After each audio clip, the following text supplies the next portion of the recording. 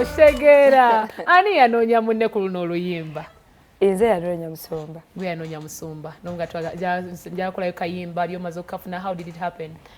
It was God's timing. I remember recording that song. I was going through a certain, phase of life. Nemu reaching out to it at a young tengua. Nayimuka najja mu studio. Yaluwandika from word to the end. Bugembe yawandika oluyimba. Yennyini. Wali oyitamu kiri na Rose kyogerako, because if you say that wali oyina phase of life wali oyitamu, what exactly was it at that time? That was when I was going through my management issues, I think, by then. Yeah. So, njagala kumwebaza okumpa omukisa banaina akolako nange. Oluyimba lulungi. Ebyaddala oluyimba lulungi. I remember very well reception gye baluwa even now on social media and everywhere. It was really, really nice. I want to say shout out to you, Art in Pro, for mastering the beat, and Ken Heights for the video. It was amazing. Oluyimba lusufu nnyo. Owulira nga testimony. Mu bye bayimba mu oluyimba biki ebituufu by'owulira nga bikwata ku ggwe nga nina Rose? Byonna bituufu. Byonna bibyo. Yeah, it's just a true story. Watugabanyizaako bugabanyiza. Era bw'oba owulira nga ntandika oluyimba ngamba, well, it's a prophecy. Yeah. It was a prophecy all my life, so if you relate with it, you won't marry. Bintu ki mu bulamu bwo nga ggwe omuntu ali mu limelight by'oyiseemukko n'ogamba this was it? Nga ddala kyali kibi, it was a big challenge oli, because abantu bangi bayita mu bye bayiseemu naye ng'oli agamba nti si nsonga. Bingi. Challenge. Mu industry? Bye nali mpiseemu nga nze omuntu. Yoyinza otulonderayokko n'ogamba nti maybe kino. Okay, the toughest journey I've ever faced, that was drugs. And Katonda mwebaze nti naluyitamu olugendo olwo era nga nkyasobola okuba eddoboozi ly'abangi okuba nga mbayamba okuvaayo. The drug life eyo mbi nnyo.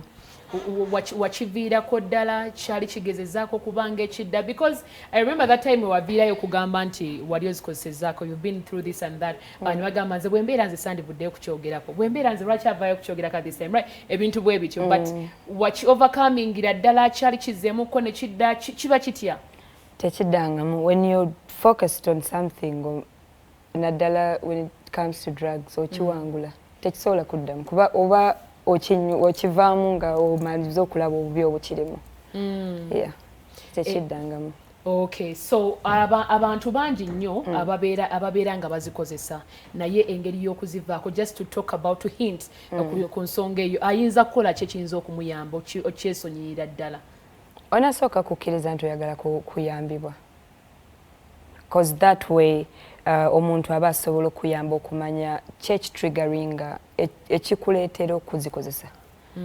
The trigger of it all, the deep trigger of kyekikwambala n'okirowooza nako. But without that, omuntu ayinza living in denial till they lose their lives. Drugs are bad. Drugs kill, even though they give pleasure, but it's just for a while. They do actually kill. They don't only kill the physical body, they kill your spiritual health, your physical health. It comes with a lot. Ekirungi munnaye balina okukitegeera kuba abaana bangi omwana abeereyo ng'alemedde ku kintu naye nga tamanyi bwaki overcominga. Do you think at a certain point in life abantu oyinza obbawayoko omukisa okusinkana Nina Rose one on one abaagala okwogera naawe ku nsonga eyo? Definitely, yes, I'm working on it. It's something I'm passionate about. Kuba Katonda, I believe Katonda yampisaayo for a reason. Bye nayiga, bye nalaba, bangi tebasimatuka ku ebyo Diana. Tebafuna chance nga gye nafuna.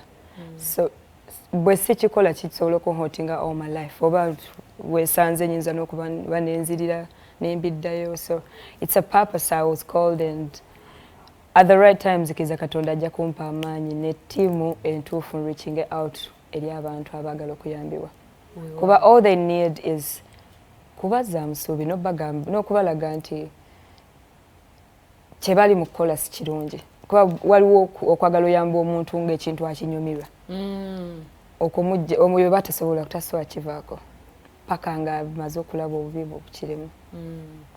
Kansubire bannaye ebyo mubitegedde era mubiyize bulungi nnyo. Okay, Excel Vocational Training Center bebatikamu ensimbi ate awamu ne Zula